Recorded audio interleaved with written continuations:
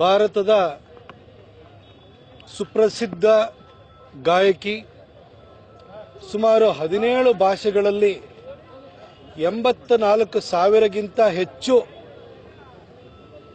ಗೀತೆಗಳನ್ನು ಹಾಡಿರುವಂತಹ ಎಸ್ ಜಾನಕಿ ಅಮ್ಮ ಅವರು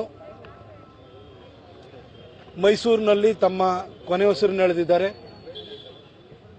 4 ಬಾರಿ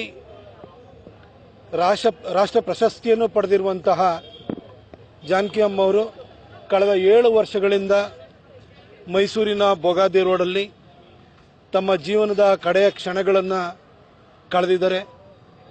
ಅವರು ತಮ್ಮ ಸಂಧ್ಯಾಕಾಲವನ್ನು ಕಳಲಿಕ್ಕೆ ಮೈಸೂರನ್ನು ಆಯ್ಕೆ ಮಾಡಿಕೊಂಡು ಇಲ್ಲೇ ಇದ್ದಿದ್ದು ನಮ್ಮೆಲ್ಲರಿಗೂ ಒಂದು ರೀತಿ ಹೆಮ್ಮೆ.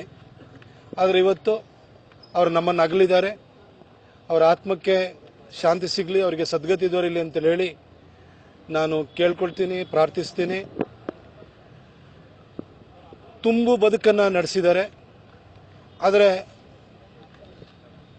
ನಮ್ಮ ನಿರೀಕ್ಷೆಗೂ ಮೀರಿದಂತೆ ನಾವು ಎಷ್ಟೇ ವರ್ಷ ಬದುಕಿದ್ರೂ, ಇನ್ನು ಮುಂದಿನ ತಲೆಮಾರುಗಳು ಬಂದರೂ ಕೂಡ ಶಾಶ್ವತವಾಗಿ ನೆನಪು ಮಾಡಿಕೊಳ್ಳುವಂತಹ ಗೀತೆಗಳನ್ನು ಕೊಟ್ಟಿರುವಂತಹ ಅವರು ತೀರ್ಕೊಂಡಿರೋದು ಸಹಜವಾಗಿ ನಮ್ಮ ಮನಸ್ಸಿಗೆ ನೋವುಂಟು ಮಾಡಿದೆ.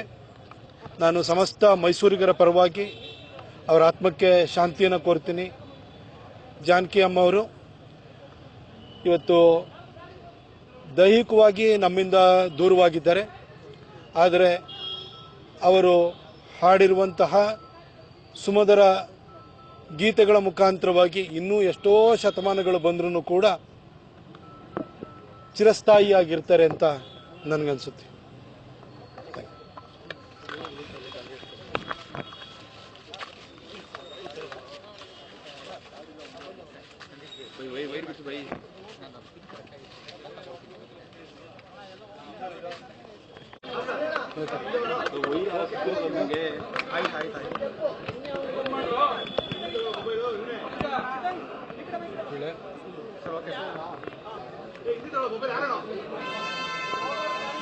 ಈಗಷ್ಟೇ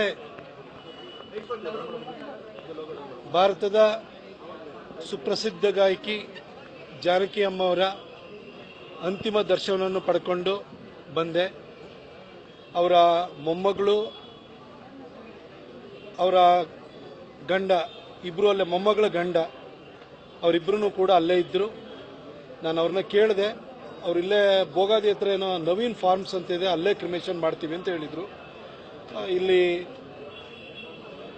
ನಗರಾಭಿವೃದ್ಧಿ ಖಾತೆ ಸಚಿವರಾದಂತಹ ಡಾಕ್ಟರ್ ಯತೀಂದ್ರ ಅವರು, ಎಲ್ಲ ಶಾಸಕರು, ಪೊಲೀಸ್ ಆಯುಕ್ತರು, ಎಲ್ಲ ಅಧಿಕಾರಿಗಳು ಕೂಡ ಇಲ್ಲೇ ಇದ್ದಾರೆ. ಅವ್ರು ತೀರ್ಮಾನ ಮಾಡ್ತಿದ್ದಾರೆ.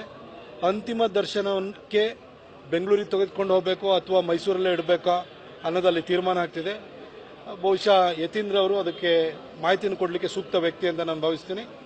ಬಟ್ ಮೈಸೂರಲ್ಲೇ ಕ್ರಿಮೇಷನ್ ಮಾಡ್ತೀವಿ ಅಂತ ಹೇಳಿ, ಅವ್ರ ಅಂತ್ಯ ಸಂಸ್ಕಾರ ಇಲ್ಲೇ ಮಾಡ್ತೀವಿ ಅಂತ ಅವ್ರ ಮೊಮ್ಮಗಳು ಹೇಳಿದರು.